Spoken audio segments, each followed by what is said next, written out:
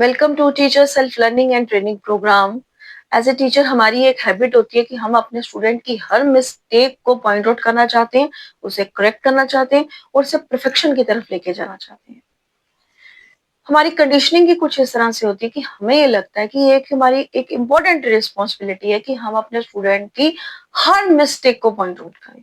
लेकिन क्या आप जानते हैं कि अननेसेसरी करेक्शन को अवॉइड करके आप अपने टीचिंग लर्निंग प्रोसेस को और ज्यादा बूस्ट कर सकते हैं। जी हाँ, इससे सबसे इम्पोर्टेंट जो आपको बेनिफिट होने वाला है वो ये कि जो आपने अपनी क्लास में लॉन्ग टर्म गोल सेट किए आप उन पे फोकस कर सकते हैं और उन्हें अचीव कर सकते हैं।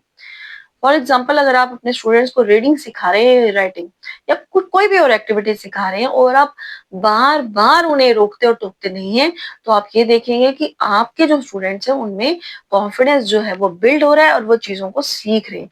लेकिन अगर आप अननेसेसरी वहां पे करेक्शन करना शुरू कर देंगे और हर बात पे उन्हें रोकेंगे और टोकेंगे, तो आप ये देखेंगे कि कहीं ना कहीं उनका कॉन्फिडेंस जो है वो लूज कर जाएगा। किसी भी एक्टिविटी को सीखने के लिए आपके स्टूडेंट्स का कॉन्फिडेंट होना सबसे इंपॉर्टेंट है। और अगर उनमें कॉन्फिडेंस है तो वो कोई भी एक्टिविटी बहुत ही आराम से सीख जाएंगे। एज ए टीचर कई बार हमारी आदत होती है कि हम हर वक्त उन्हें बोलते हैं ऐसे नहीं ऐसे, ऐसे नहीं ऐसे, जो कि एक बहुत ही गलत तरीका है।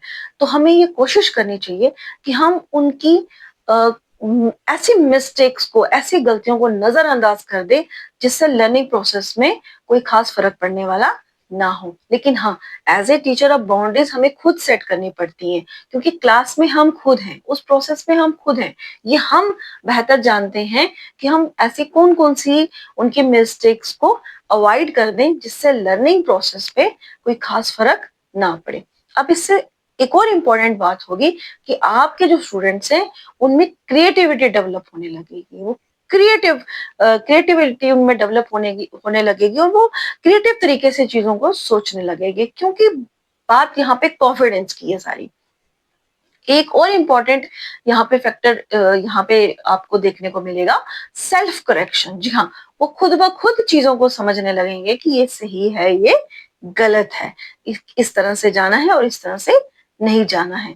तो इस तरह से हम अननेसेसरी करेक्शन को अवॉइड करके अपनी क्लास को और अच्छे ढंग से, उस लर्निंग प्रोसेस को और अच्छे ढंग से बूस्ट कर सकते हैं, जिससे एक पॉजिटिव एनवायरनमेंट, जो हमारा क्लास का एक फ्लो है, एक लर्निंग फ्लो जो बना हुआ है, वो कंटिन्यू रहता है और हमारे बच्चे जो हैं, हमारे स्टूडेंट जो हैं, और अच्छे से चीजों को सीख सकते हैं। अगर आपको लगता है मेरी इस वीडियो से आपको कुछ वैल्यू मिली है तो कमेंट में जरूर बताइएगा। Thank you.